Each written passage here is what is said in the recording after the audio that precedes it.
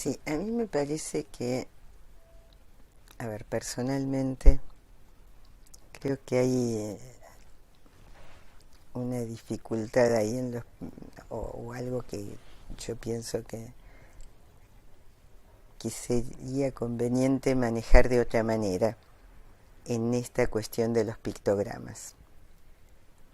Me parece que el uso que se hace excesivo, por otro lado, digamos, este uso de los pictogramas, suponen que el niño no va a entender el lenguaje hablado, que va a entender un lenguaje solo de imágenes. Todo niño es sensible a las imágenes y están además rodeados por imágenes. Pero entonces nosotros lo que tenemos que hacer es llevarlos a la palabra. Y además, ¿por qué a ese niño lo trataríamos con pictogramas y no con palabras? ¿De dónde hemos pensado que ese niño no entiende y no va a entender la palabra?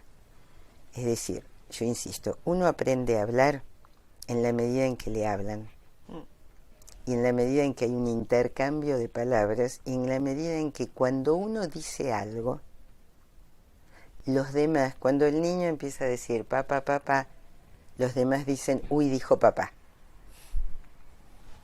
Esto posibilita el lenguaje. O sea, a partir de allí el niño asocia papá a esto que él viene diciendo. Para esto tiene que haber otro atento que lo vaya ayudando en ese proceso. Si lo que hacemos es suponer que ese niño lo que necesita son imágenes, porque esto de las imágenes y de los pictogramas yo creo que está muy ligado a una idea de que el autismo es una condición vital que van a ser toda la vida así, y que entonces lo que hay que hacer es adecuarlo. Esta es una idea que se tiene con casi todas las problemáticas infantiles. O sea, se dice un niño es TDAH, entonces hay que adecuarlo a esto y la escuela tiene que cambiar en esto. Pero además es una idea adaptativa en relación a la problemática infantil. No se lo piensa como alguien que está sufriendo y que nos está diciendo algo, sino que se lo piensa, y ojo, porque el sufrimiento del niño autista, y aún de estos niños que no son autistas, pero que tienen dificultades importantes, es un sufrimiento muy intenso. Son niños que están sufriendo, que tienen terrores.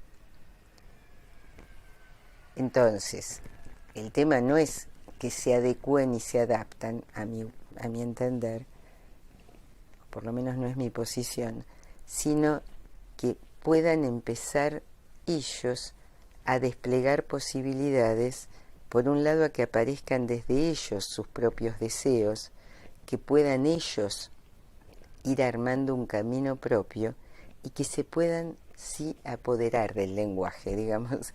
El lenguaje es algo que es un don, es un regalo que el otro da, pero es un otro libidinizado el que da ese lenguaje, es un otro amado el que va a dar ese lenguaje.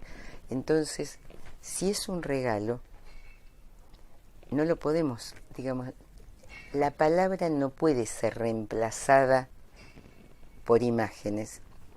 La palabra, digamos, puede ser acompañada de imágenes, como puede ser acompañada de acciones y de muestras de afecto y todo lo demás, pero tiene que estar la palabra y apuntar a que ese niño pueda apoderarse de esa palabra, poder ser él el que después despliegue ese lenguaje. Pero además que lo despliegue verdaderamente, no repitiendo palabras. Muchos niños empiezan a hablar y lo que hacen es repetir frases de la televisión. Y son frases hechas. Eso tampoco es lenguaje. el niño está repitiendo frases ya armadas. Es decir, no se pudo apoderar él y hablar desde él. El tema es que pueda él ir diciendo algo él y como manifestando él qué es lo que a él le ocurre. Me parece que este tipo de cuestiones son claves como para ir pensando cómo un tipo de técnica tiene aparejada generalmente una idea de cura y una idea de sujeto. A mí me parece que la idea de cura que está ligada a este tema de los pictogramas y que además en general va acompañado por toda una técnica que es, yo digo, muy adaptativa, como de adiestramiento casi. O sea, donde los niños quedan adiestrados, cuando en realidad lo que a nosotros nos interesa es que aparezca un niño que pueda comenzar a desear, porque estos niños tampoco aparecen como deseantes. Un niño que empiece a aparecer como siendo alguien, que pueda empezar a aparecer como alguien deseante, como alguien que es alguien, que pueda oponerse a otras cosas, que, digamos,